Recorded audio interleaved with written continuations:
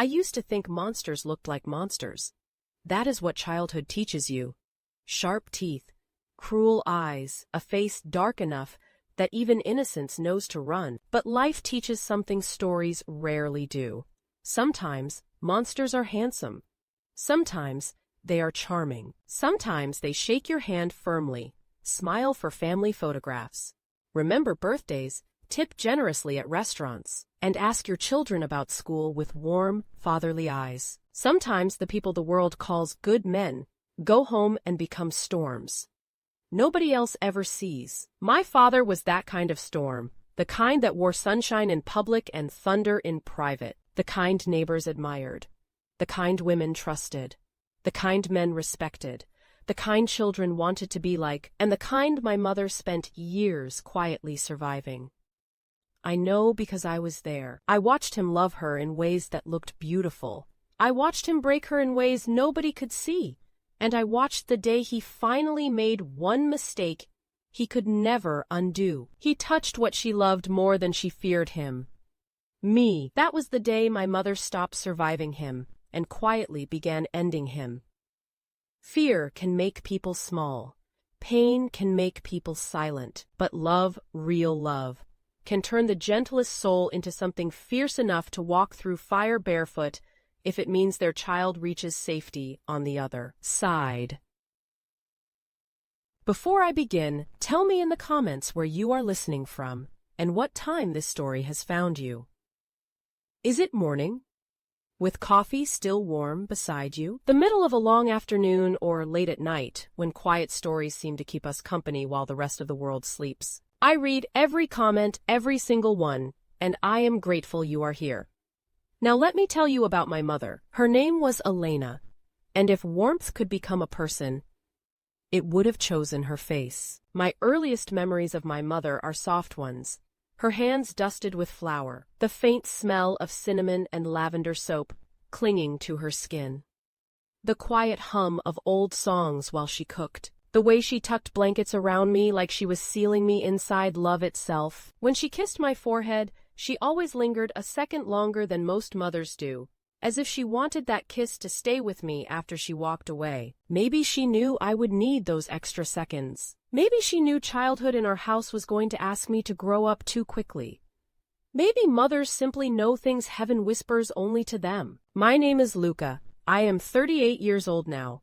A husband, a father, a man whose children laugh loudly in my home without fear of becoming a problem. Doors in my house close gently, voices stay kind. Silence feels peaceful, not dangerous. No one walks on eggshells, no one flinches at footsteps. No child listens through walls trying to predict what version of love is coming through the front door. That peace did not happen by accident. It was built by a woman who bled for it. My mother built it, brick by brick, prayer by prayer, scar by scar. When I was little, our house had rules. Not rules written down, not rules spoken aloud, survival rules. Do not leave toys where Dad can see them. Do not laugh too loudly in the evening. Do not interrupt when he is speaking. Do not ask for things when he looks tired. Do not spill drinks. Do not make mistakes. Do not make noise. Do not make him angry. Children should not know how to read tension. But I did. I knew the sound of my father's car pulling into the driveway and how the entire house changed when it did. I knew the way my mother's shoulders tightened when keys turned in the lock. I knew how quickly joy could leave a room. I knew how silence could become heavy enough to feel like weather pressing against your chest. I knew fear long before I knew what fear was called. But what I remember most, what stays with me even now, is how hard my mother fought to make sure fear never became the whole story. Every morning before my father woke, she created little pockets of peace. She made pancakes shaped like animals. She let me stir batter while standing on a little wooden stool by the stove. She kissed flour onto the tip of my nose and laughed when I sneezed. She called ugly pancakes beautiful mistakes. Once, when I flipped one badly, and it folded into itself like a crumpled blanket, I frowned and told her it looked ruined. She smiled and brushed hair from my forehead. "Nothing made with love is ruined," she said softly. Sometimes imperfect things feed people best. I did not know then that she was talking about more than pancakes. That was my mother. She hid truth inside tenderness, wrapped wisdom in ordinary moments, fed courage to people in small daily servings. And then there was Marco. My father. If charm were currency, he would have been rich beyond imagination. At neighborhood cookouts, he was the center of gravity. He stood over grills laughing loudly, handing out burgers, teasing husbands, complimenting wives, tossing footballs with children in the yard. He remembered everyone's names. He helped older neighbors carry groceries. He donated to church fundraisers. He held doors open. He called strangers friend. People adored him. I still remember Mrs. Donnelly from next door leaning over our fence one summer afternoon, smiling at my mother. "Elena," she said, "you truly married one of the good ones." My mother smiled politely, a practiced smile, a careful smile the kind women wear when truth would make everyone uncomfortable. Then Mrs. Donnelly left, and my mother's smile disappeared, like light switching off in an empty room. That was when I first started understanding something was wrong. Not loudly, quietly. The cruelest truths usually arrive that way, slowly, like dusk swallowing daylight, 1 inch at a time. There is something dangerous about beautiful masks. People trust what shines. They trust confidence. They trust laughter. They trust a man who remembers birthdays, kisses babies on the forehead at church, and carries himself like kindness lives in his bones. That is how darkness survives in plain sight, not by looking evil, but by looking admirable. My father understood that better than anyone I have ever known. Marco did not become cruel when he was angry. Cruelty was not his temper. Cruelty was his craft. He practiced it the way gifted men practice piano. Patiently, precisely, quietly. He knew exactly how much warmth to give in public, how much coldness to deliver in private, how far to push before pulling back just enough to keep hope alive. That was his genius. He never tried to destroy my mother all at once. He dismantled her carefully, one apology at a time, one criticism at a time, one accusation at a time, one small humiliation at a time. Like water hollowing stone, slow enough that even the stone begins believing. It was always meant to disappear. I remember the first time I understood fear had a voice. I was 6.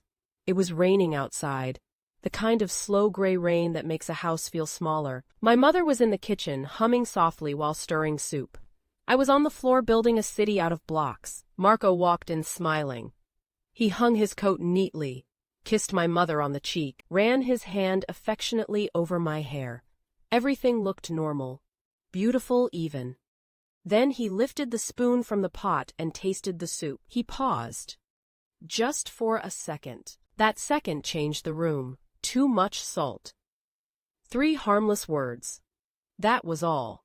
But I watched my mother's body tighten immediately. Not dramatically, instinctively. Like someone bracing for impact they already knew was coming. "It is a little salty," he said gently. My mother moved toward the stove at once. "I can fix it." He smiled. "No," he said softly. "You cannot." Quiet, calm, controlled.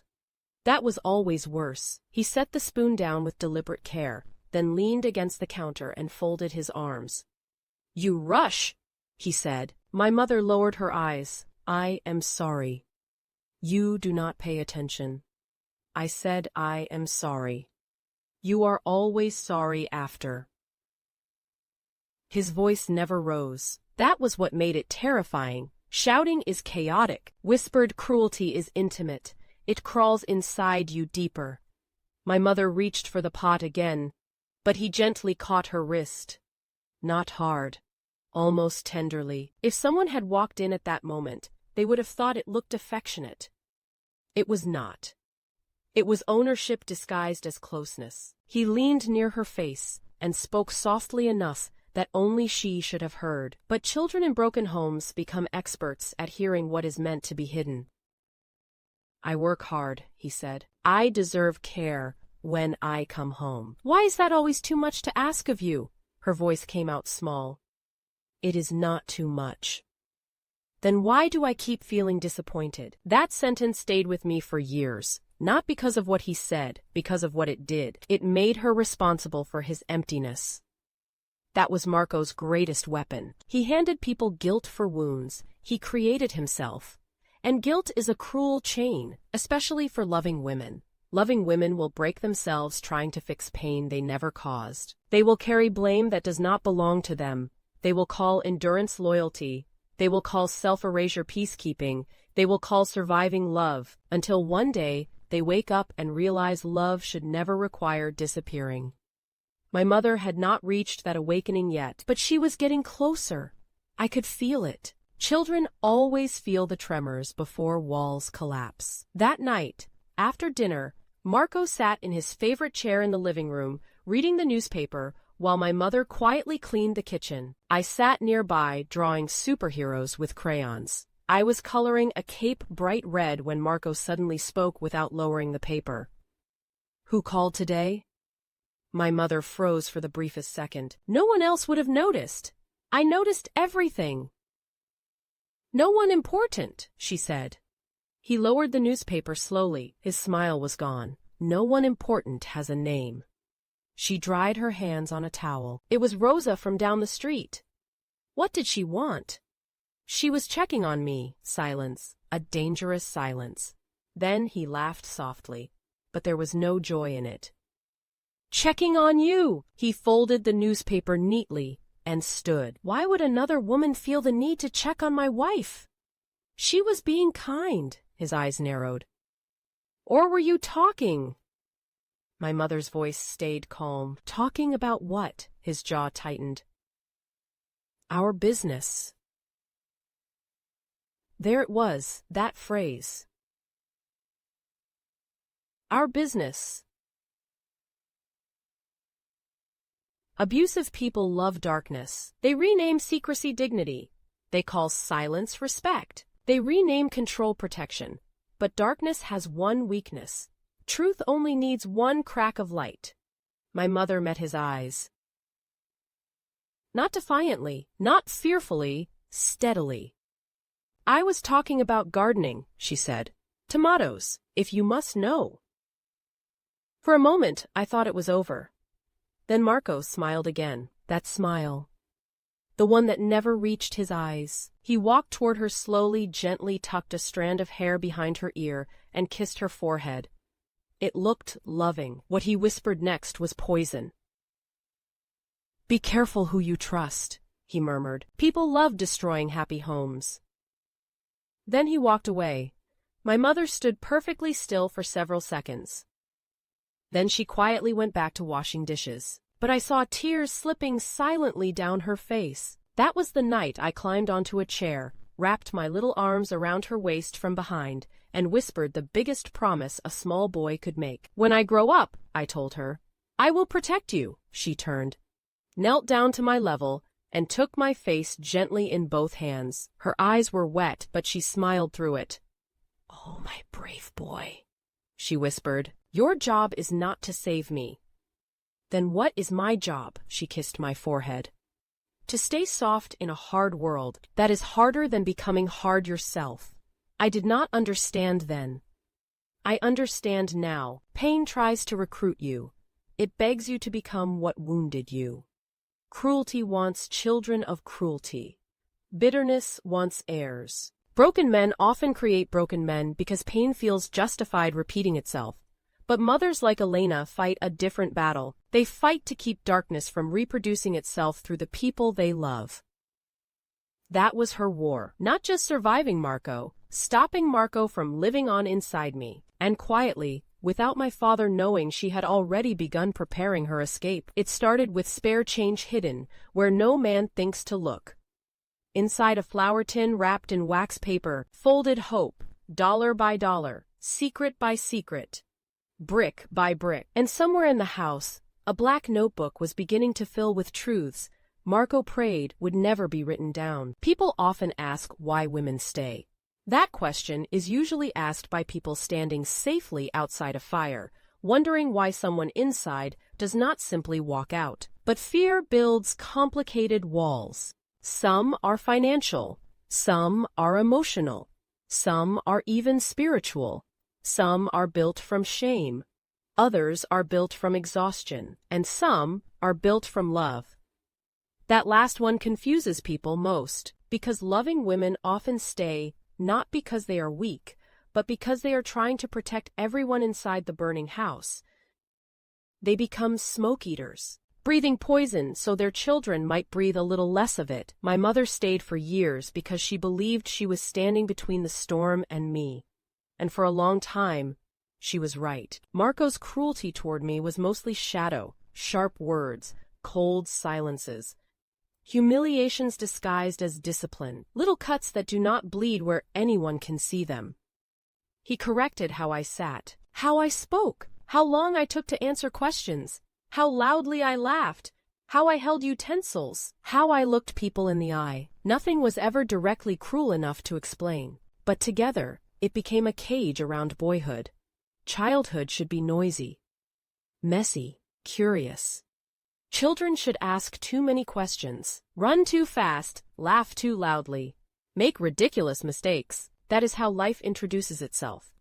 But fear makes children old before their time.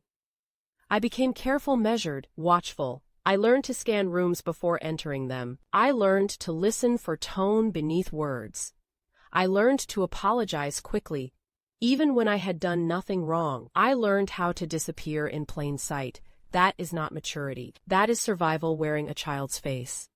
Still, my mother kept building small islands of peace for me. That was her miracle. She could be drowning, and somehow still lift me above water. One Saturday afternoon, while Marco was golfing with friends, my mother did something unusual. She opened every curtain in the house. Sunlight rushed in everywhere. She turned music on, not softly, loud enough to dance to. Then she grabbed my hands. "Come here," she said, smiling. I laughed. Why? Because joy should not always whisper. And she danced with me in the living room, spinning, laughing, bare feet on wooden floors, hair loose around her shoulders. For those few minutes, I saw who Elena had been before fear. She was radiant, alive.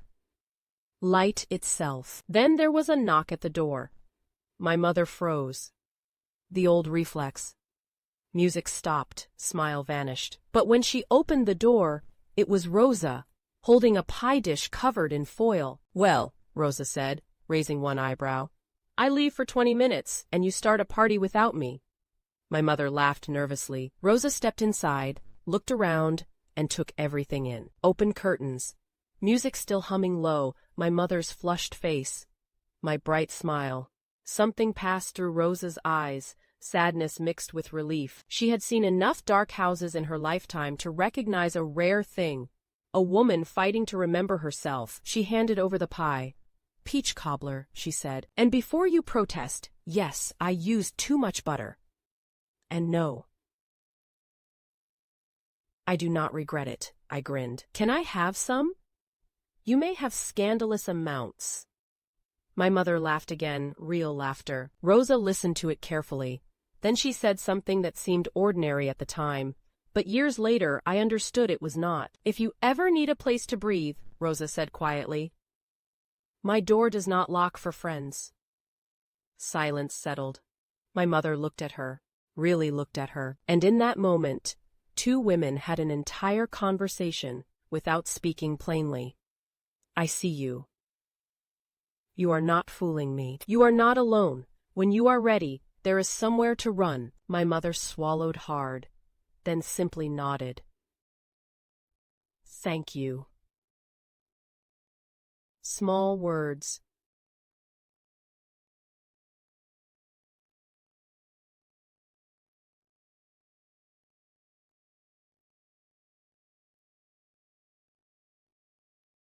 After Rosa left, my mother stood at the sink washing dishes, staring out the window. I sat at the kitchen table eating peach cobbler far too quickly. Without turning, she asked softly, "Luca, are you happy?"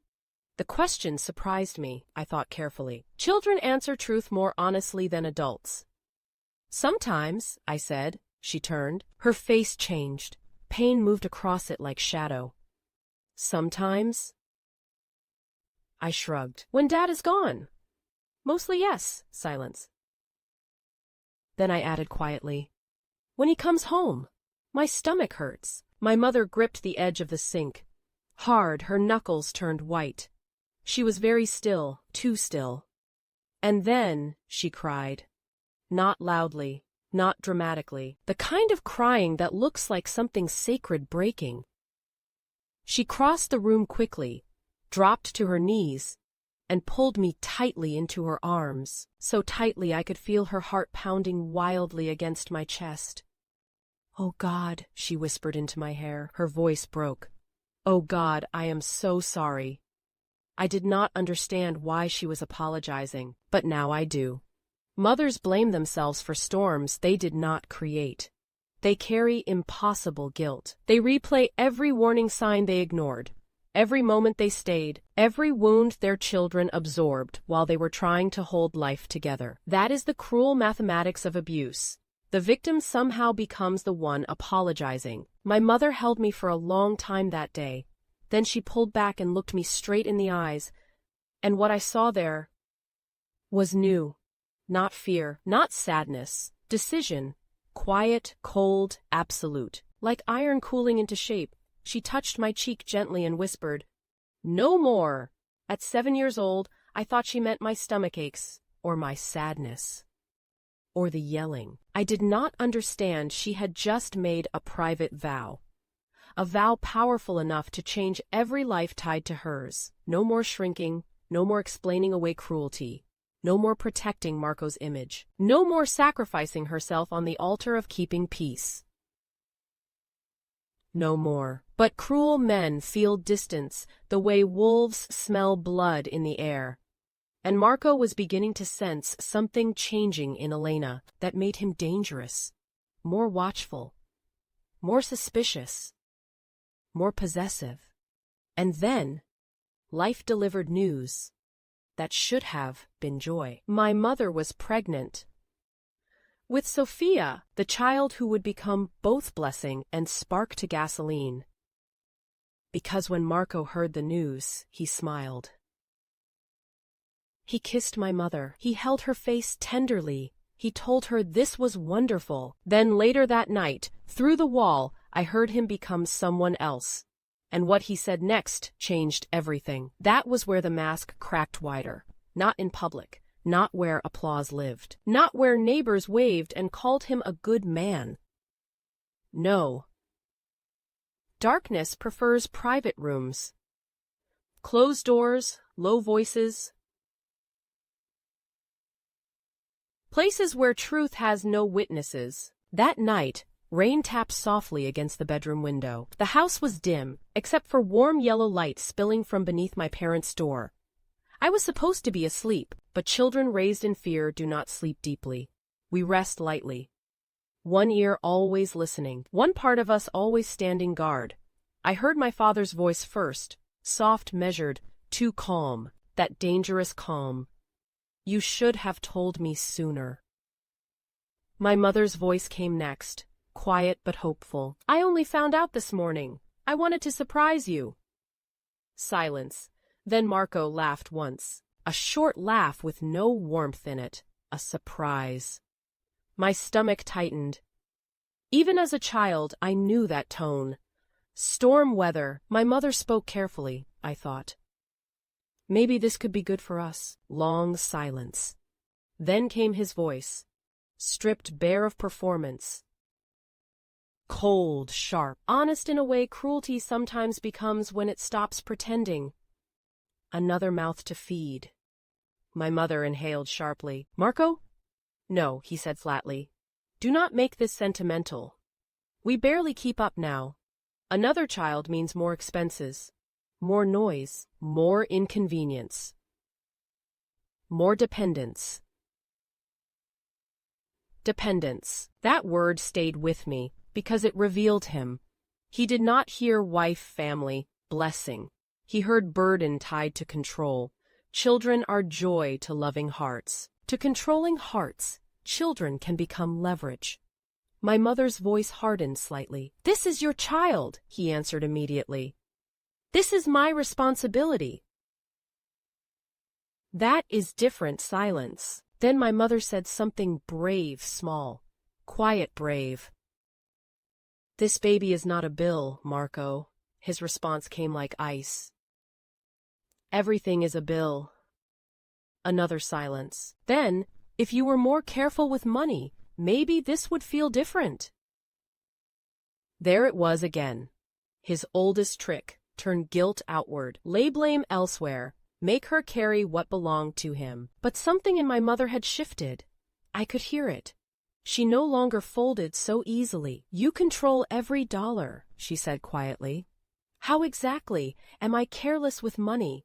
"I never touch." Silence. Heavy silence. The kind that means danger. Then a sharp sound, a lamp crashing. My mother gasped. I sat upright in bed, heart pounding. Then his voice, lower than I had ever heard it. Quiet rage. The most frightening kind. "Watch how you speak to me." My mother's breathing sounded shaky now, but she did not retreat. "I am tired, Marco." "Tired?" "Yes." "Tired of what?" Her answer came soft, but it carried years inside it. "Tired of living like peace depends on pretending you are kind." Silence. Absolute silence. Then came a sentence that changed how I understood my father forever. He laughed softly and said, "You think anyone would believe you?" That was his true face. Not anger, not shouting. Confidence. The confidence of a man protected by reputation. The confidence of a man who knows masks are powerful. That is another cruelty abused people carry. The terror of not being believed, because charming monsters build witnesses for their innocence long before accusations arrive. They collect admirers, good deeds, public affection, community trust. So when truth finally speaks, it sounds unbelievable, and victims begin doubting even their own memory.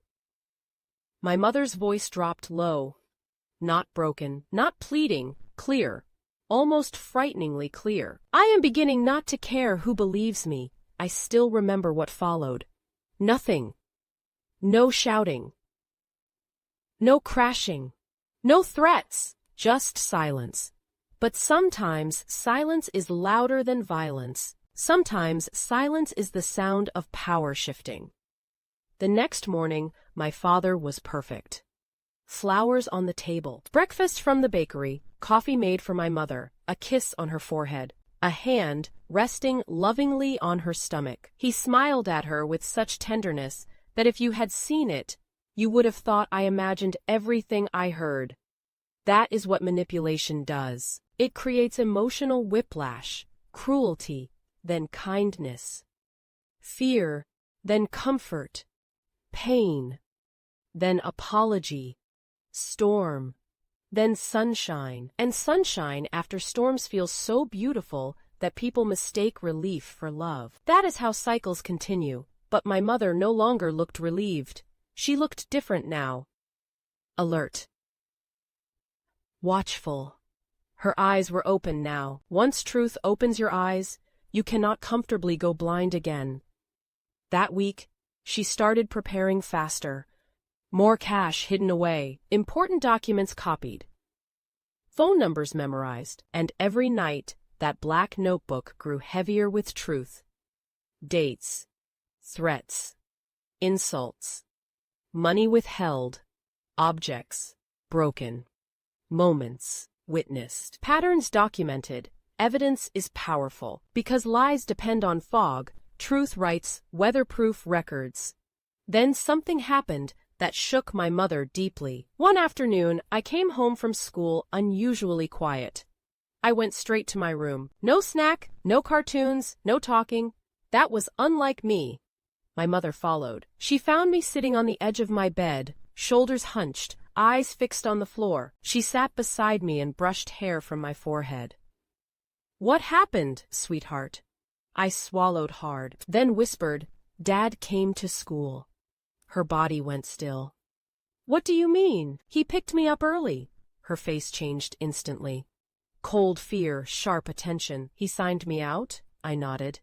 He said you forgot me. My mother's breathing quickened. I looked up, and finally said, the thing that shattered whatever peace remained inside her. He was angry in the car. Tears filled my eyes. He grabbed my face hard because I was crying and said boys who cry grow up weak. My mother went pale. What else? I touched my cheek.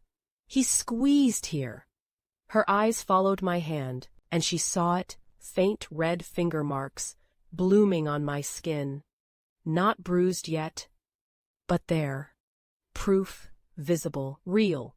My mother stared at those marks like she was looking at fire, and something sacred inside her transformed. Women can survive 1,000 wounds to themselves, but harm their child, and suddenly, mercy dies. She stood slowly, very slowly, too calmly, walked to the kitchen, opened the flour tin, counted hidden money, then reached beneath the couch and pulled out the black notebook. She opened to a blank page and wrote one sentence. He touched my son, then beneath it. Now we leave. That was the moment survival became war, and Marco had no idea. His ending had already begun. There are moments in life that divide everything into two worlds. Before and after. For my mother, the red marks on my cheek were that dividing line before that moment. She had still been enduring, still hoping, still bargaining privately with pain, still telling herself she could absorb enough of Marco's darkness to keep it from reaching me. But love has limits where children are concerned, not because love becomes smaller, because it becomes fierce. Because something ancient wakes, something protective. Something heaven built into mothers before language ever existed. My mother looked at those finger marks on my face, and whatever fear had been keeping her still began dying that very hour. Fear is powerful, but once a mother sees her child bleeding, fear starts losing elections inside her heart. Resolve begins winning. That evening, she became strangely calm. Not cheerful, not frightened. Calm in a way that felt deliberate. Focused, like a woman walking toward a door she had already decided to open. She made dinner. She helped me with homework. She folded laundry. She kissed my forehead a little longer than usual. She rested one hand on her pregnant belly often, as if silently speaking promises only Sophia could hear. And she watched the clock. Waiting, measuring, preparing. I did not understand it then, but now I know. Quiet women become most dangerous when they stop reacting emotionally and start moving strategically. Emotion makes noise. Strategy moves silently. That night, Marco came home late. He smelled like whiskey and expensive cologne. He walked in smiling too hard. That exaggerated charm he wore whenever guilt lived underneath his skin. He loosened his tie, kissed my mother's cheek, rubbed her belly gently, and crouched to my level. "How is my boy?" I flinched. Just slightly. But he saw it. And so did my mother. A shadow crossed her face. Children should run toward fathers, not brace for them. He touched my cheek, where the faint marks were beginning to darken. Almost gently, performing tenderness over damage he caused. "Still sore?" he asked softly. My throat tightened. I nodded. He smiled sadly, as if he were the wounded one. "I told you in the car I was sorry for grabbing too hard. Men make mistakes. That is how boys learn forgiveness." That line revealed everything about men like Marco. They call harm a lesson. They call cruelty discipline. They call fear respect. They call ownership love. They rename poison until victims start swallowing it. Willingly. My mother finally spoke. Her voice was quiet, controlled. But steel lived beneath it now. "He is not your lesson to teach." Marco slowly stood, turned toward her. Their eyes locked. Something invisible moved through the room. Two people silently realizing they were no longer standing in the same marriage. His smile faded. "What does that mean?" My mother folded a dish towel carefully, neatly, deliberately. "It means he is a child, not clay for you to break into whatever shape makes you feel powerful." Silence. My father stared. Not angry at first, surprised. Controlling men become arrogant. They begin believing fear is permanent. They mistake compliance for surrender. They forget that silent endurance often has an expiration date. Marco laughed once coldly. Someone is feeling brave. My mother met his gaze. No, she said softly. Someone is feeling finished. That line landed like thunder. I still remember the look on his face. It was not rage, not immediately. It was disbelief, like a king hearing rebellion whispered from a servant he thought belonged to him forever. Then came anger. Slow, rising. Dark. He stepped toward her. My mother did not move, not 1 inch. One hand rested over her belly. The other reached behind her, touching my shoulder, anchoring me behind her. Even now, when I think about courage, I think about that hand, steady, protective, wordless, telling me, stay behind me. I am here. He lowered his voice. That dangerous whisper, you think carrying another child makes you untouchable? My mother answered immediately. No then, it makes me responsible. That shook him. Because responsibility is stronger than fear. Responsibility makes ordinary people extraordinary. Responsibility turns trembling hands steady. Responsibility makes escape feel necessary instead of impossible. Marco's face darkened. Then suddenly, the phone rang, sharp, unexpected. The moment broke. My mother stepped back and answered. It was Rosa. Her timing felt almost holy. My mother listened, then said, Yes, tomorrow morning is fine. Hung up. Marco narrowed his eyes. What tomorrow morning? My mother turned calmly. She offered to drive me to a prenatal appointment. He stared. You have me. Her answer came smooth as silk. You were busy today. That was true. He had been drinking while grabbing our son's face hard enough to leave marks. But truth spoken plainly can cut like insult. He stepped close, very close, close enough that his breath touched her skin, then smiled. The smile he wore when planning cruelty. Be careful, Elena, he whispered. Pregnancy makes women emotional. Emotional women make foolish choices. My mother smiled back faintly, but there was something new in her eyes, something Marco failed to recognize. Freedom beginning. Sometimes foolish choices, she said quietly. Save lives, he frowned slightly. He did not understand. Yet, that night, after he fell asleep, my mother woke me gently. Moonlight filled my room. Her face was calm, her eyes clear. She knelt beside my bed and brushed hair from my forehead. Luca, she whispered, I need you to be brave tomorrow. Children know when life is changing. I sat up. My heart pounded. Are we in trouble? She smiled sadly. No, sweetheart. Then she kissed my forehead and whispered the sentence that changed my whole life. We are going somewhere fear cannot follow us. I looked at her, at the small overnight bag beside her feet, at the tears she refused to let fall, at the quiet courage glowing all around her, and for the first time, I saw my mother not as fragile, not as sad, not as scared. I saw her as something else, something fierce, something sacred, something no monster should ever corner, a mother with nothing left to lose. Morning was coming, and with it, the kitchen confrontation that would leave blood on the floor and send us running toward freedom with $200 and faith. Night before escape scenes are often where stories become loud, but ours became strangely quiet.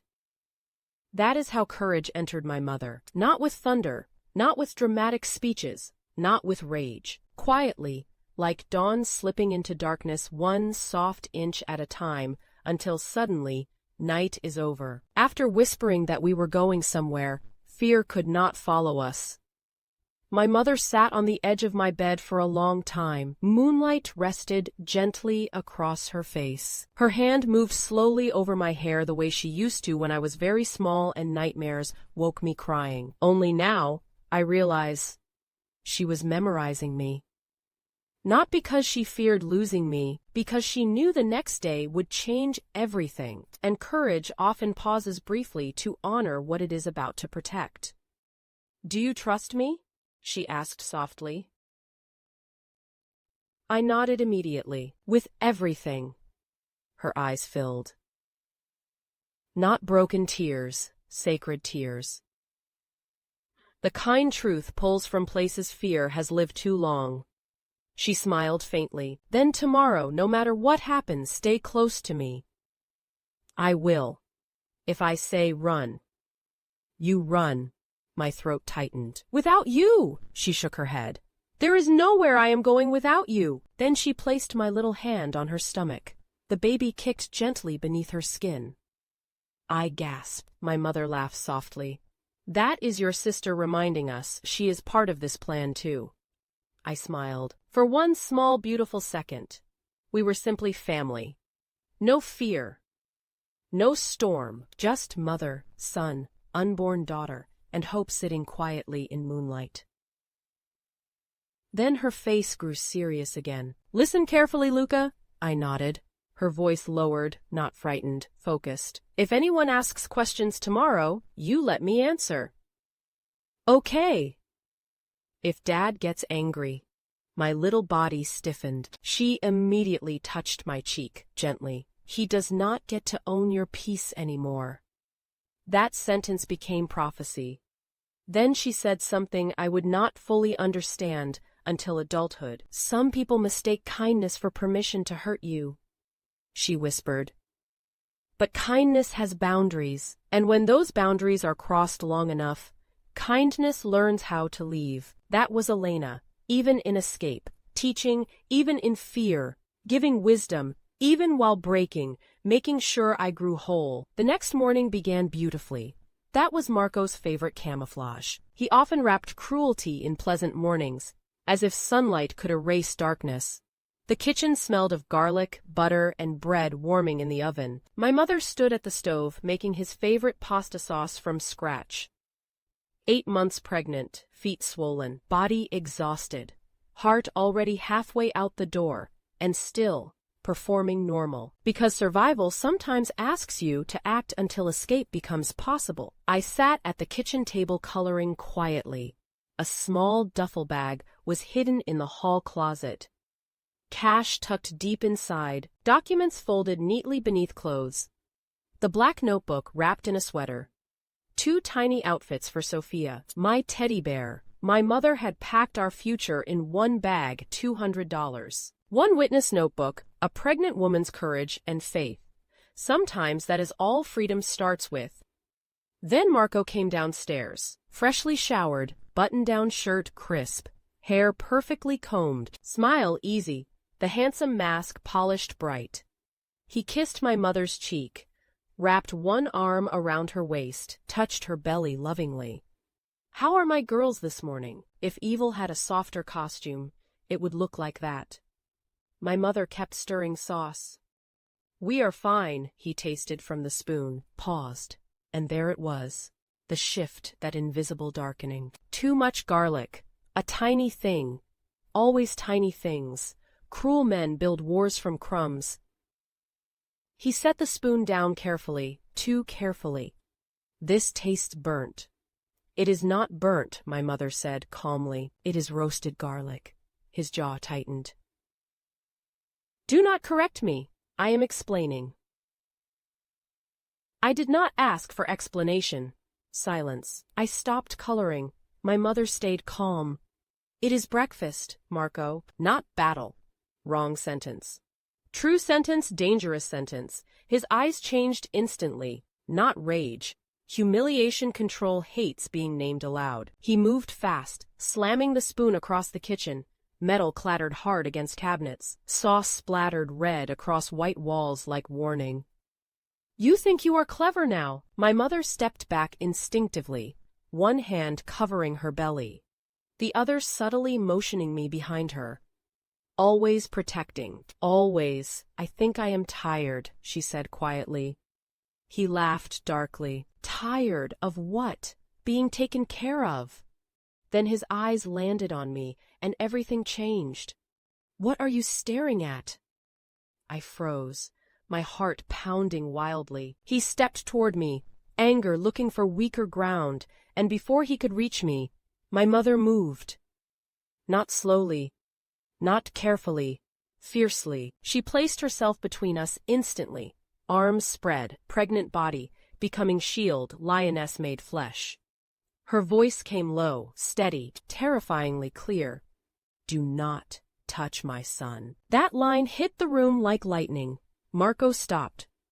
For one heartbeat, shock then fury. Real fury. Because ownership had just been challenged. Because prey had grown teeth. Because quiet women become frightening when fear leaves them. He shoved her. Hard, too hard. Her body slammed against the edge of the kitchen counter. A sickening crack. Then, blood, bright red running down her forehead. I screamed, and Marco, for the first time, looked afraid. Not afraid for her.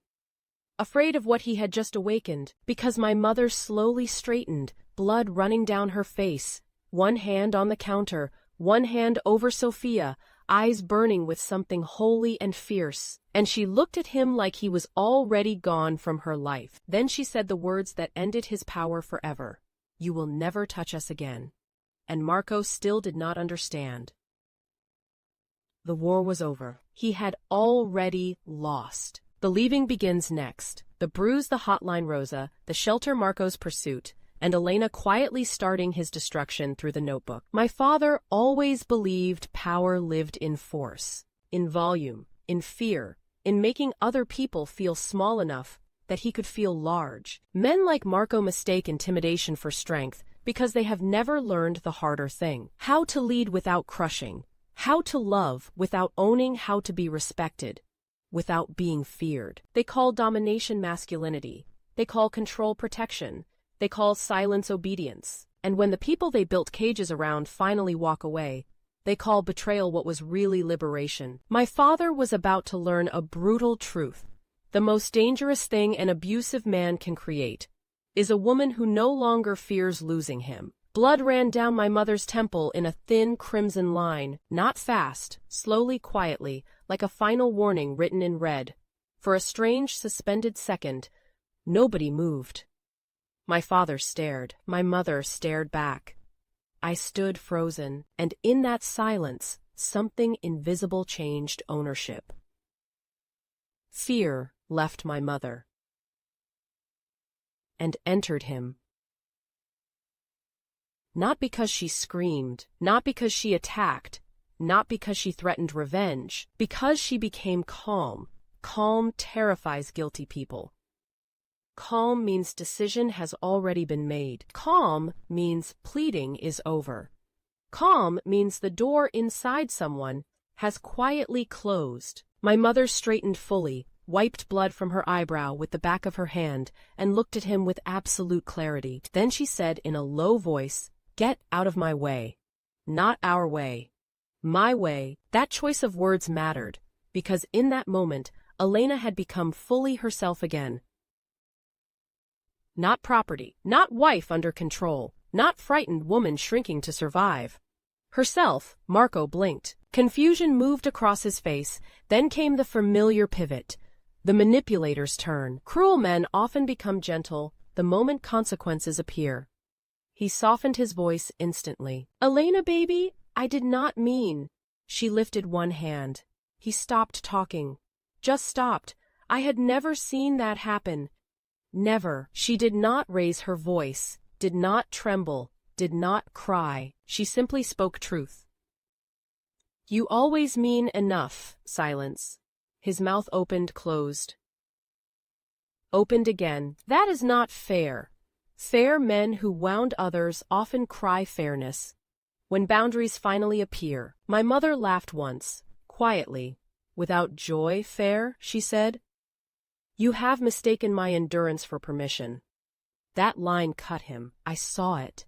He stepped forward carefully. Palms slightly raised. "Please do not do this emotionally." Another trick. Rename her clarity emotion, make truth sound unstable, make reaction look irrational, but my mother's eyes were clear glass now. This is not emotion, she said. This is conclusion. That sentence has lived inside me my whole adult life. This is not emotion, this is conclusion. Sometimes leaving is not dramatic. Sometimes it is simply the final answer to a question pain kept asking too long. Can you endure more? Can you excuse more? Can you shrink more? Can you bleed more? And eventually one day, the answer becomes no complete. Quiet. Final. My mother turned toward me. Her face softened instantly. That was her gift. Steel for danger, warmth for love, both living in the same heart. Luca, she said gently, go get your shoes. I ran, not from fear, from purpose. Children know when survival becomes movement. I grabbed my sneakers with shaking hands. My little fingers fumbled laces. My heart beat so hard I could hear it. From down the hallway, I heard my father's voice changing shape. Fear turning ugly. You think you can leave? My mother answered calmly. Yes. With what money? Silence. Then, with whatever dignity you did not manage to kill. That was Elena, quiet. Precise, mercilessly honest. He laughed harshly. You have nowhere to go. Her answer came, like a blade wrapped in silk. Anywhere is somewhere when hell is what you are leaving. I still get chills remembering that line. Broken people do not always leave loudly. Sometimes they leave with exhausted courage and one final truth sharp enough to cut chains. I came back into the hallway, wearing one shoe untied. My mother stood near the closet, one hand on her belly, one hand gripping the duffel bag. Blood still marked her face, but somehow she looked radiant. Not physically, spiritually, like freedom had already begun shining through her. My father moved toward the front door and blocked it. There it was. The oldest act of ownership, bar the exit claim space, make freedom feel impossible. He planted both hands on the doorframe. You walk out, he said coldly. You walk out with nothing. My mother looked at him for a long moment, then smiled sadly. No, she whispered. Then, I walk out with everything that matters. She looked at me, touched her stomach, and in that moment, Marco understood something that wounded his ego more than any accusation ever could. He was no longer included in what mattered. That realization broke something ugly loose in him. You will come crawling back. No, you cannot survive without me. Watchful silence. Then my mother gave him the sentence that truly began his downfall. I survived you. Living without you will feel like breathing. Truth is devastating when spoken plainly. He looked stunned, not angry, hollowed, because controlling people build their identity around being necessary. The moment they become irrelevant, their illusion collapses. My mother reached for the doorknob. He grabbed her wrist, hard, and that is when Rosa's voice thundered from outside. Marco, take your hand off her! Every head turned. Through the front window, Rosa stood in the driveway. Beside her, a police cruiser, and another car, domestic violence advocate. Witnesses. Light entering darkness. Marco's face drained of color. He looked at my mother. Realization dawning. Slowly, terribly. She had prepared quietly, carefully, patiently.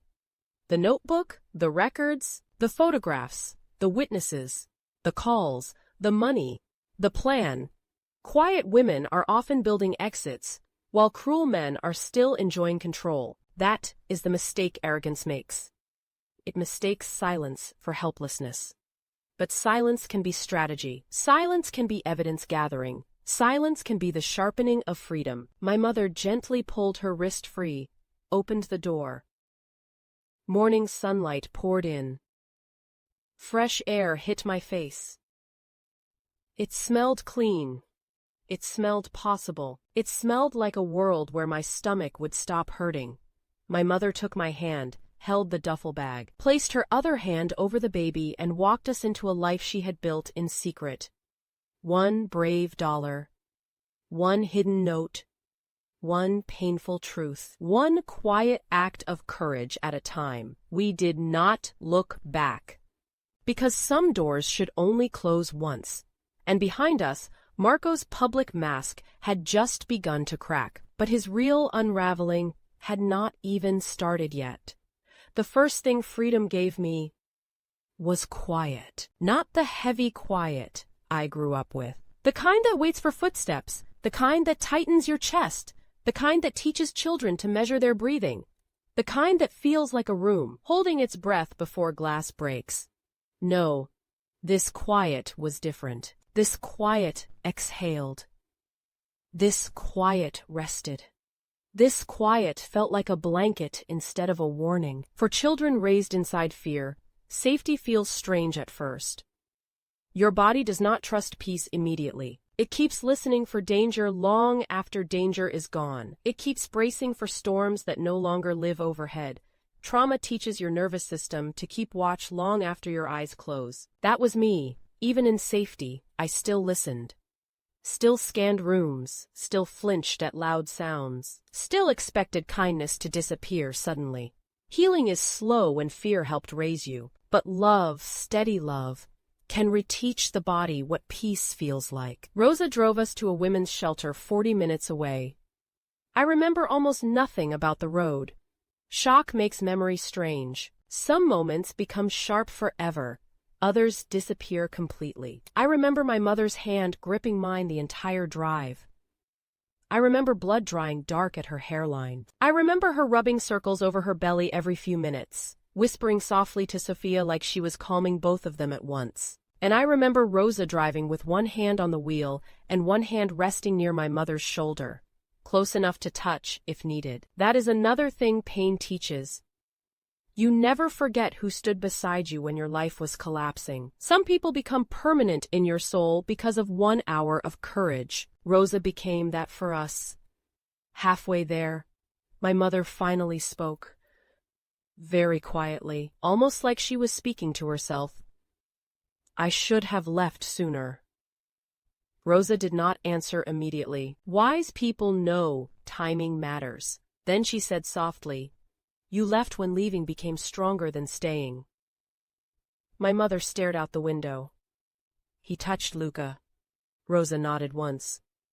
"I know." Tears slipped down my mother's face. "I failed him." Rosa's voice sharpened. No, my mother looked at her. Rosa kept her eyes on the road.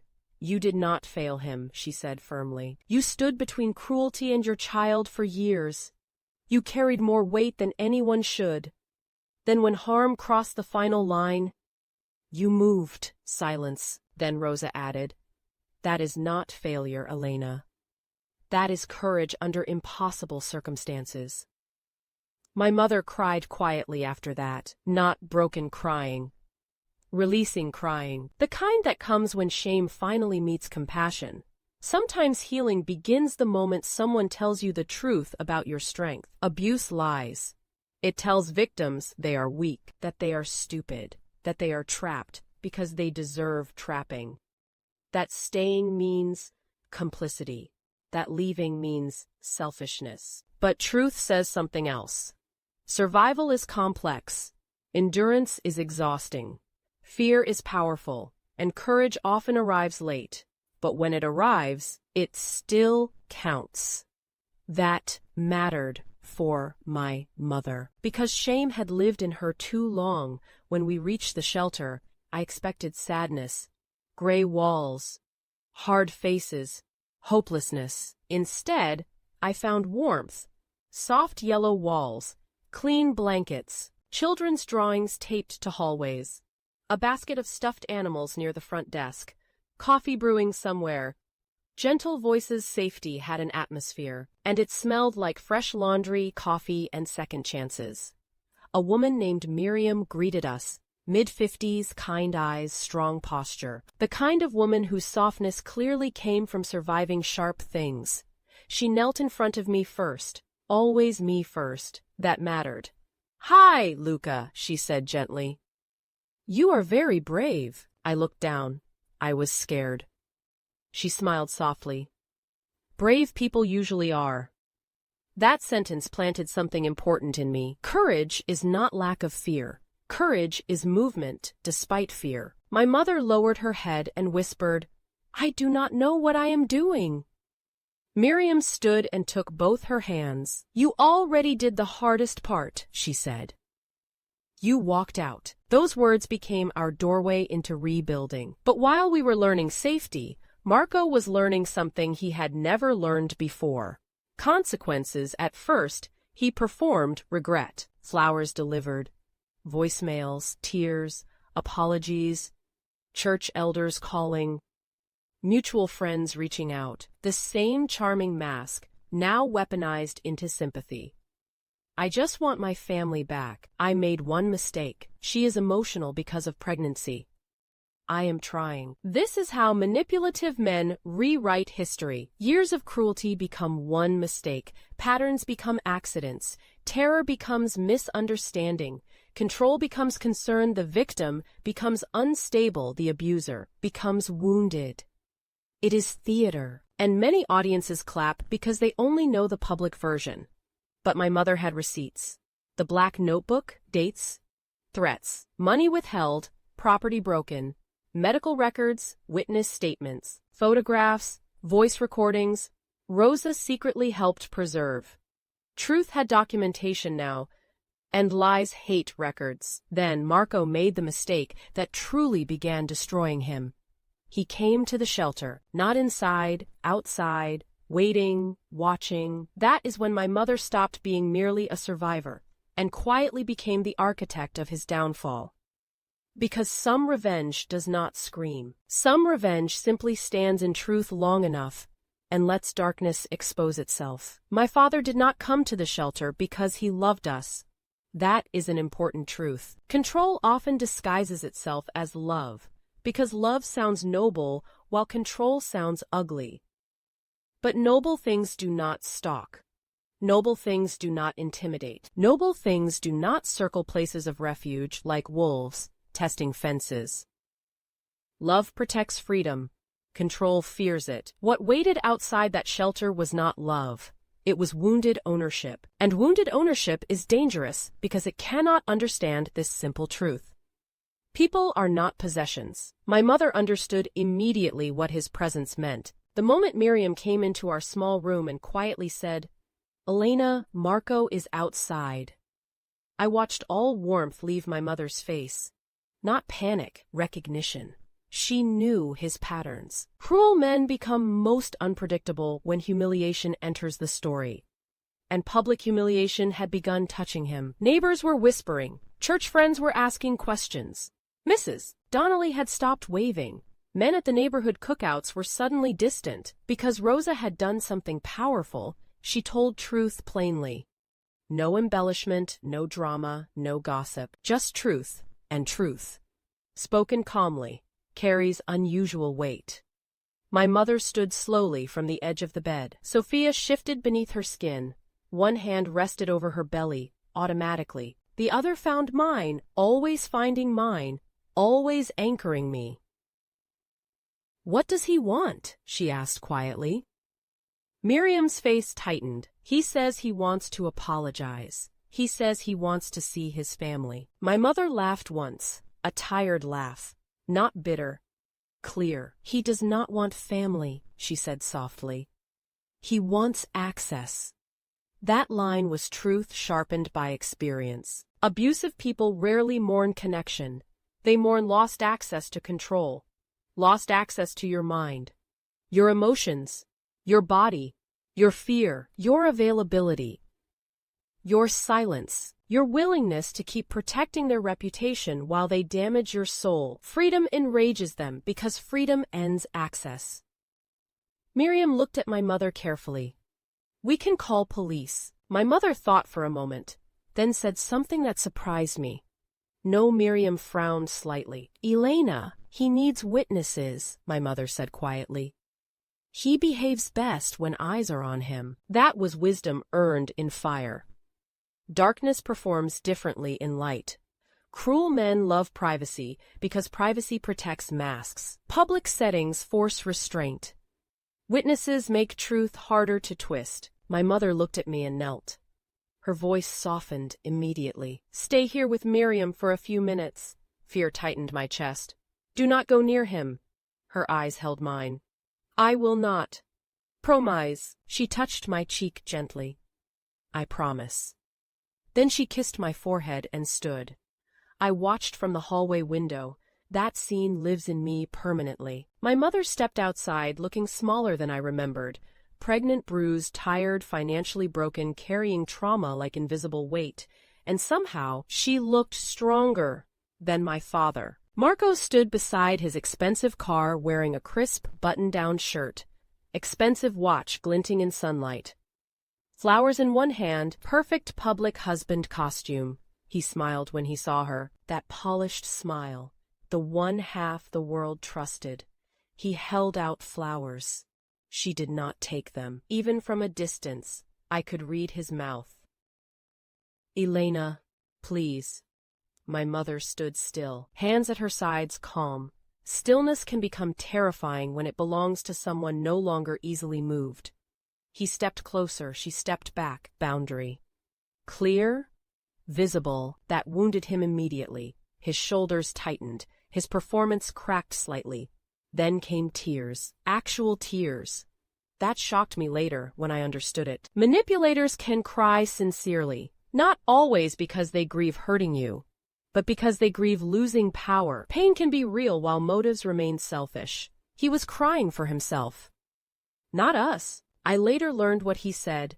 "I made mistakes," he told her. "But I love you. I love Luca. I want my family back." My mother answered quietly. "You loved obedience. You loved control. You loved being needed. Love does not leave bruises on children." Simple truth. Impossible to argue with. Honestly, he wiped his eyes. "You are ruining my life." That line says everything about him. Not, "I ruined lives." Not, "I hurt my family." Not, "I need help." No, "you are ruining my life." Victims somehow become villains in abusers' stories because accountability feels like persecution to selfish hearts. My mother's answer was devastating. "No, Marco," she said softly. "I am simply no longer helping you hide what you are." That sentence broke him more than screaming ever could, because exposure terrifies darkness. Masks are fragile things. They crack quickly when truth stops cooperating with lies. He grew angry, sharp gestures, harsh jaw, raised voice, performance fading, and then he forgot where he was. Forgot witnesses, forgot cameras, forgot staff watching, forgot police presence nearby, forgot his mask. He grabbed her arm, hard, shouting now, "You belong with me!" That was the moment.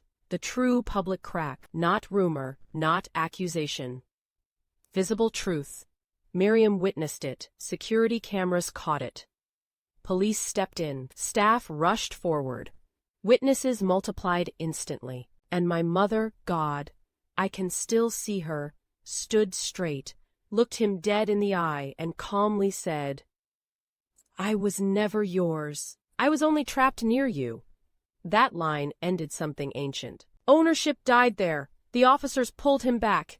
He shouted, threatened, pleaded, cried, raged, every version of himself spilling out at once because masks collapse messily, and everyone saw. Finally, everyone saw.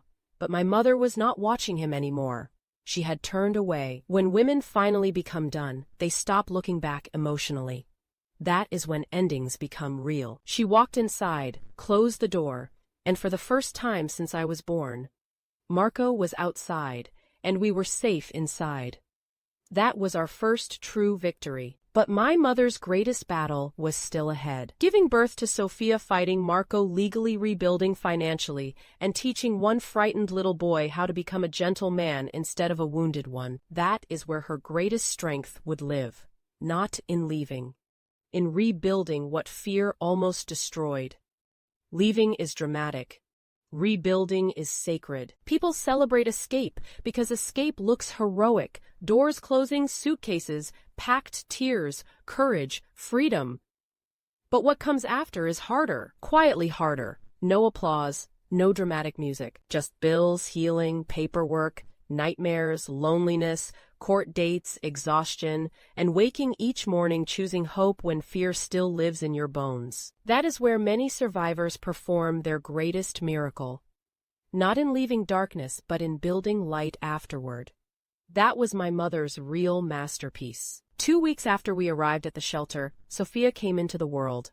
Labor started just after midnight. I woke to muffled pain sounds from the small room beside mine. Miriam rushed in, lights turned on. Staff moved quickly. Rosa arrived still wearing slippers and a heavy coat thrown over pajamas. Hair wild, eyes alert. Love does not care what it is wearing when it shows up. I remember Rosa kneeling in front of me while adults moved around us. "Listen to me, handsome," she said gently. "Tonight, your little sister is coming. Your job is simple." I swallowed hard. "What job?" She smiled. "Keep believing your mother can do hard things." That became one of the guiding truths of my life.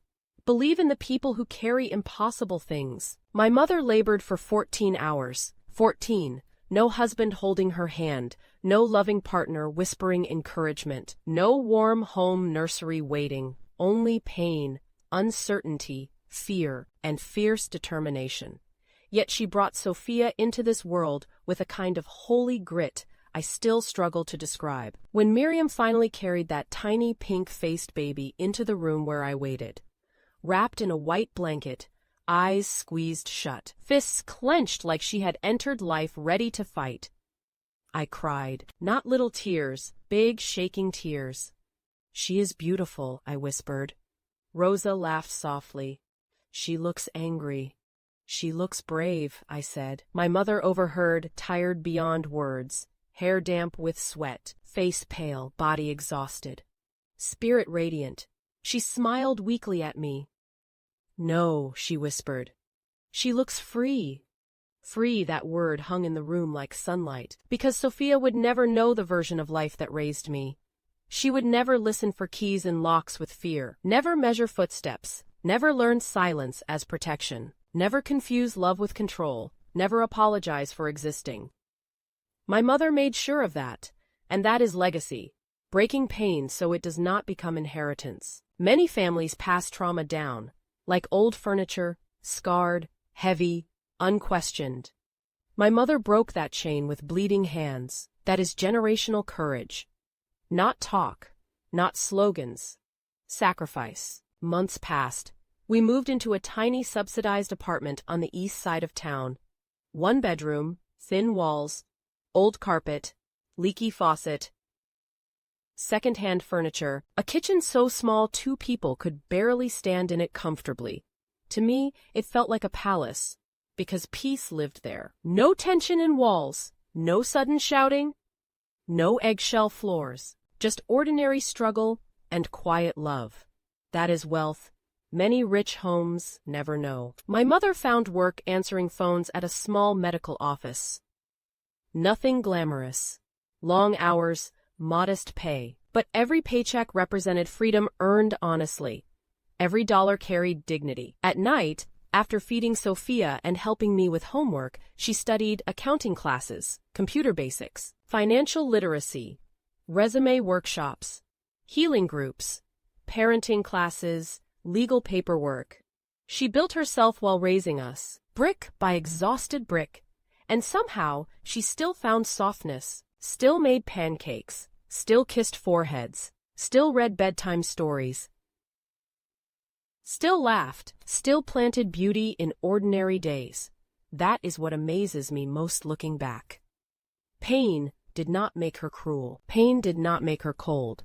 Pain did not recruit her into bitterness. Broken people often face a choice: bleed on others or heal enough to make sure the bleeding stops with them. My mother chose healing again and again. That is rare strength, but I was not healing as smoothly. Fear had roots in me, deep roots. I had nightmares, wet sheets, sudden panic, anger I did not understand, silence that stretched too long. I flinched when teachers touched my shoulder unexpectedly. I hated loud male voices. I distrusted kindness from men. Part of me believed every smiling man had darkness hidden behind his teeth. Trauma had taught me suspicion. One afternoon, after I shoved another boy at school for yelling near me, the principal called my mother in. I expected disappointment. Instead, that night she sat beside me on our little couch while Sophia slept nearby. She pulled me gently against her shoulder and said, "Tell me where the anger lives." Not, "Why did you do that?" Not, "What is wrong with you?" Not, "Behave better." No, "Tell me where the anger lives." "That is emotional wisdom," I cried harder than I ever had. "It lives everywhere," I whispered. My mother held me tightly. Then she said words that helped save me from becoming my father.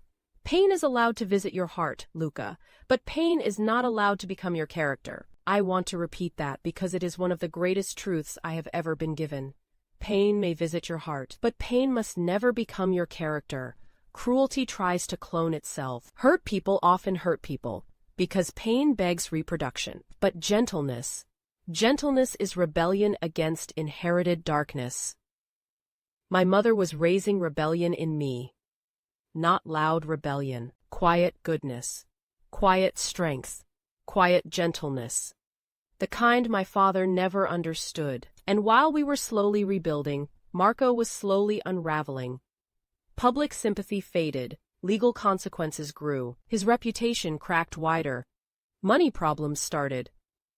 Friends disappeared, and years later, when he finally came back trying to reach what he destroyed, he found a woman so transformed, she no longer knew how to emotionally belong to the man who broke her. That quiet reckoning was still coming, and it would be more devastating than revenge shouted in anger, because indifference from someone you once controlled is a funeral for ego. My father spent years believing he was unforgettable. Men like Marco build their identities around permanence. They believe fear makes them unforgettable. They believe financial control makes them indispensable. They believe emotional manipulation creates lifelong gravity. They believe the people they wound will forever orbit around the damage they caused. That is arrogance born from cruelty. Because cruel people misunderstand something profound. People do not spend their whole lives worshiping what broke them. Eventually, they heal. Eventually, they rebuild. Eventually, the center of their emotional world moves somewhere new, and when that happens, the person who once held power becomes little more than an old storm the house no longer remembers fearing. My father was about to learn that truth in the cruelest way possible. Through irrelevance, years passed. The little apartment became a townhouse. The townhouse became a modest home with a small backyard. My mother planted roses there first. Always roses. She said flowers were proof that beautiful things can grow after brutal seasons. Watching her kneel in soil with dirt on her hands and sunlight on her face, I often thought the same thing. Some people do not survive darkness. They compost it and grow gardens. That was Elena. Not merely survivor, creator, builder, cycle breaker. My mother finished school, worked her way up, then higher still. Eventually, she became office manager at a regional medical practice, respected, financially secure, deeply competent, quietly admired. Not flashy success, steady success, honest success, the kind that feels rooted instead of borrowed. Sophia grew into exactly what my mother prayed for. Free, loud laughter. Sharp mind, confident walk, fearless opinions, a girl who took up space without apology, a girl who never learned shrinking as survival, a girl untouched by Marco's darkness except through stories told carefully when she was old enough to understand what her mother escaped. That was victory, not wealth, not revenge, freedom becoming normal. As for me, I carried scars longer. Boys raised under domination often grow into one of two men, the kind who repeats pain, or the kind terrified of ever causing it. I became the second kind, almost too gentle, apologizing too much, overthinking conflict, walking away from confrontation too quickly, afraid anger itself might awaken something inherited. But therapy helped me understand. Anger is not abuse. Strength is not domination. Masculinity is not fear. Leadership is tenderness with backbone. Protection without ownership. Power without cruelty. That was the man I chose to become. The opposite of Marco in every deliberate way, and my mother, God. She watched that transformation with quiet pride shining in her eyes. One evening, when I was 26 married, and expecting my first child, we sat together on her back porch watching fireflies blink over the grass. Summer air, soft breeze, rose bushes blooming, peace everywhere. My mother looked over at me and smiled. "You stayed soft." I laughed quietly. "What?" Her eyes warmed. "In a hard world," she said softly, "you stayed soft." Then I remembered her words from childhood, "Stay soft in a hard world." That is harder than becoming hard yourself. She had spent decades growing that softness in me, like tending fragile seed in difficult ground, and somehow, against all odds, it lived. Then came the knock. Life is strange. Sometimes, the ghosts you buried politely return dressed in regret. I opened the door, and there stood Marco older, gray at the temples, shoulders slightly bent, expensive clothes replaced by ordinary ones. No luxury watch. No polished car. No commanding presence. Just a man hollowed out by consequence. For a moment, I did not recognize him. Not because his face changed, because his power was gone. Control had once made him look larger than life. Without it, he looked painfully ordinary. That is another truth. Many tyrants look small once fear leaves the room. He looked at me with wet eyes. "Luca," I said. "Nothing." He swallowed hard. "I heard about the baby." Still silence. He nodded awkwardly. "I wanted to congratulate you." I looked at him calmly. No hatred, no longing, no fear, nothing he expected, just distance. Emotional distance is the final locked door. Anger still means someone can reach you. Hatred still means they live inside you, but indifference. Indifference means they have become history. He felt it instantly. Pain moved across his face. "I deserve that," he said quietly. Then he looked past me, toward my mother standing in the kitchen doorway. Still beautiful, still warm, still steady, only now completely beyond him. He stared at her like a starving man looking through glass at something he could never touch again. Elena. Her face held no bitterness, no softness either. Only peace. And peace can be the coldest consequence for people who once thrived on your emotional reaction. He stepped toward her, voice trembling. "I have spent years wanting to say this right and failing." Silence. "Then, I destroyed the best thing that ever happened to me." My mother looked at him quietly, long enough for truth to settle. Then she answered with devastating gentleness. "No, Marco." He blinked, she continued. "You destroyed the version of me willing to survive you." That line emptied him. Completely, because he finally understood the woman he loved no longer emotionally existed in the form he remembered. He had not merely lost her, he had helped transform her beyond his reach. That is consequence, not punishment. Consequence, and consequence does not always roar. Sometimes it simply closes a door forever, quietly, while life keeps blooming beautifully on the other side. He cried, real tears this time, not manipulation. Grief, late understanding, late humility, late regret. But some arrivals come after the train has long departed. Timing matters in redemption. Repentance delayed can become sorrow without restoration. He whispered, "Can you ever forgive me?" My mother answered, with a wisdom only healed people carry. "I forgave you years ago." Hope flickered in his eyes. Then she finished, "But forgiveness is not invitation." That was Elena. Grace with boundaries, mercy without surrender, healing without reopening wounds. That sentence became his final lesson and mine. Because forgiveness is holy, but wisdom keeps doors locked where danger once lived. My father stood there for a long moment after that, Not speaking, not moving, just standing in the doorway of a life he no longer belonged to. There is a particular kind of grief reserved for people who finally understand what they destroyed, and realize understanding arrived too late to rebuild it. That grief hollowed him in real time. For years, Marco had lived on pride, on control, on the illusion that if he ever wanted us back, he could simply reach out and reclaim what he once possessed. But people are not houses you leave and later re-enter with old keys. He had forgotten that. Or perhaps he never understood it at all. My mother stood before him with calm eyes and steady breathing, sunlight resting softly on her shoulders from the kitchen window behind her. No fear in her, no anger, no trembling, no need to prove anything, only peace.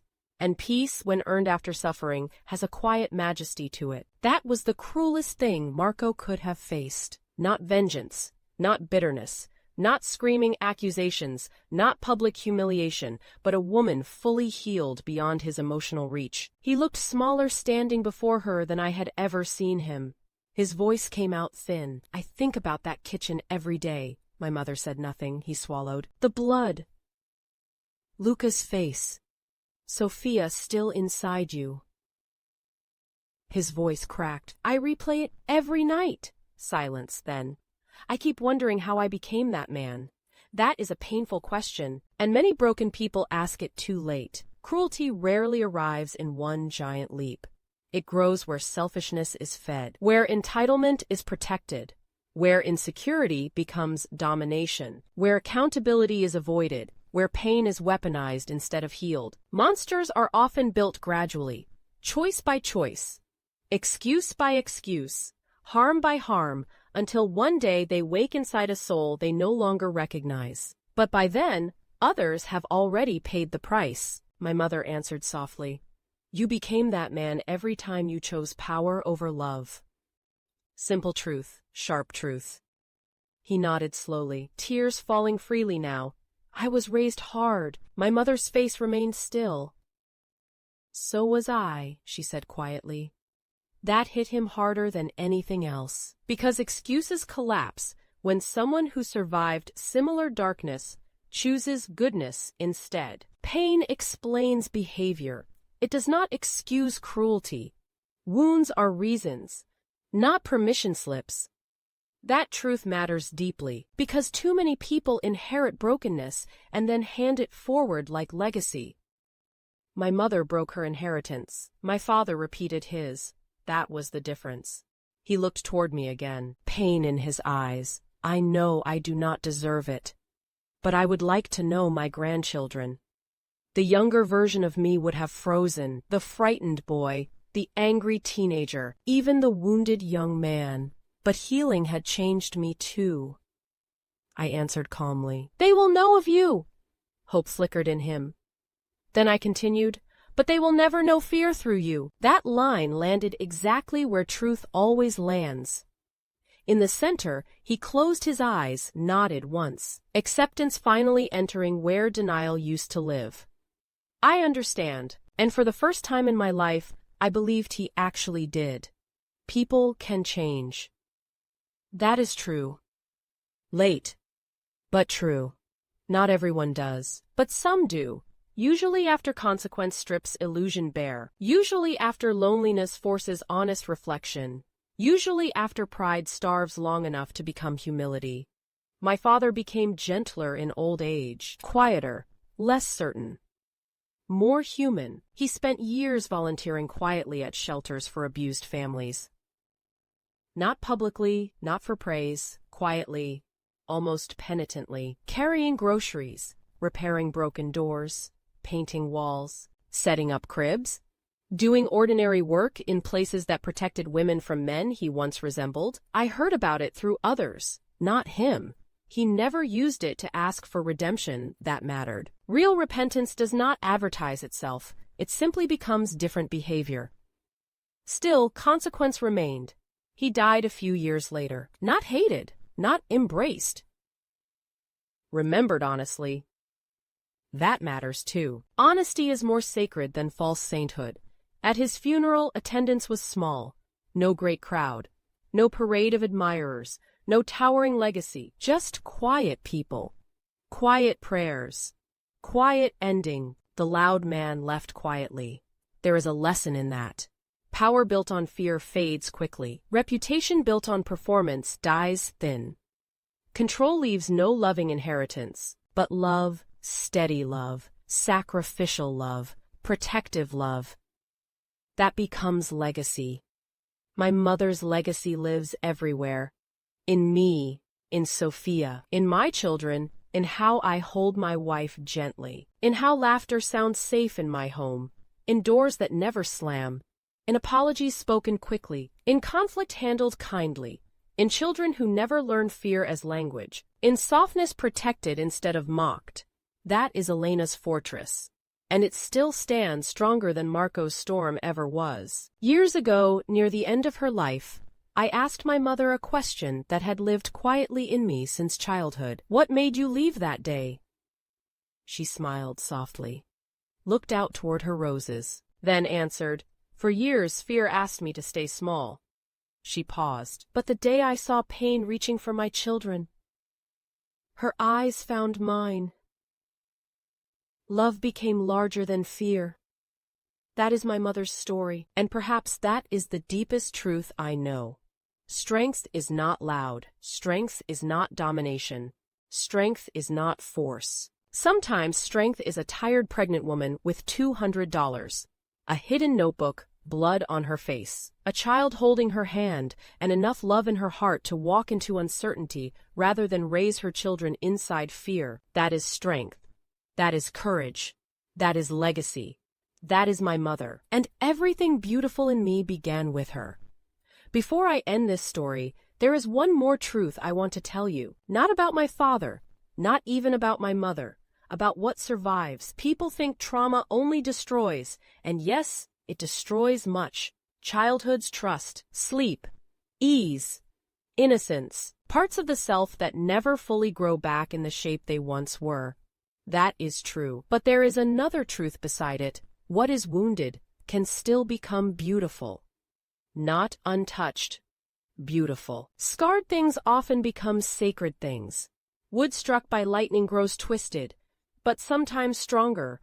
Broken earth after fire becomes fertile. A heart that has known sorrow can become extraordinarily gentle because it understands the cost of hardness. Pain can deepen compassion if we refuse to let it become cruelty. That was my mother's greatest victory, not escaping Marco, not rebuilding financially, not exposing him, not even protecting us. Her greatest victory was this: she remained loving without remaining vulnerable to harm. That balance is rare. Some people become walls, some become wounds. She became wisdom, strong boundaries, soft heart, clear eyes. Steady soul that is healing at its highest form. Years after Marco passed, I sat with my daughter, Elena's namesake, on the same back porch where roses still climbed their trellis, like little acts of stubborn beauty. She was 7. The same age I had been when my mother chose freedom. Children have a strange instinct for asking life's deepest questions when the world is quiet. She leaned her head against my arm and asked, "Daddy, what was Grandma Elena like when she was young?" I smiled, not because the answer was simple, because it was sacred. I looked toward the garden she planted, toward the porch swing she loved, toward the little stone path she built herself because she believed homes should always have places that invite slow walking. Then I said, "She was the bravest person I have ever known." My daughter looked up. "Like superheroes brave?" I laughed softly. "Braver how?" I thought for a moment, then answered the only honest way I could, because superheroes fight villains in stories where everyone cheers them on. Grandma Elena fought hers quietly, when almost nobody knew she was fighting at all. My daughter was silent, thinking. Then she asked, "Did she win?"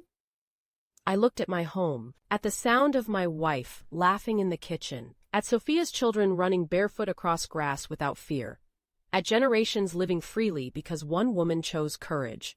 And I smiled. "Oh yes," I said softly, "she won beautifully." That is how victory often looks in real life. Not dramatic revenge, not public ruin, not applause. Sometimes victory is children sleeping peacefully. Sometimes victory is laughter where fear once lived.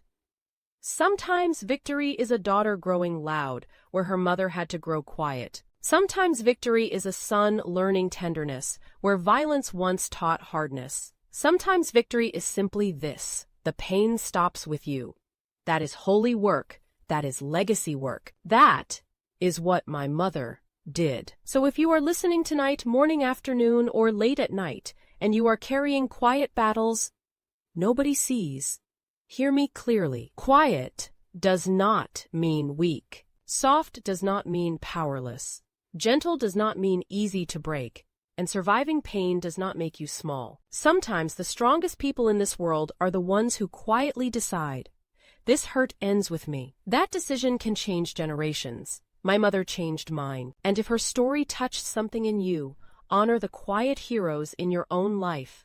The mothers, the fathers, the grandparents, the guardians, the friends, the neighbors like Rosa who become shelter when storms come. Speak their names. Tell their stories. Give flowers while hands can still hold them. Love people loudly while life still offers time, because strength often lives in ordinary people doing extraordinary things quietly, and quiet courage deserves remembrance. Before you go, tell me in the comments, who is the quiet hero in your life? I read every comment, every single one. And tonight, I am grateful you listened. If this story stays with you, there is another story waiting for you. One about a woman who went quiet, and in that silence, rebuilt a life nobody thought she could survive. It is not just a story about heartbreak. It is a story about what happens when a woman finally stops shrinking to keep everyone else comfortable. When you are ready, I will meet you there. Good night, or good morning, wherever this story found you, may peace find you too.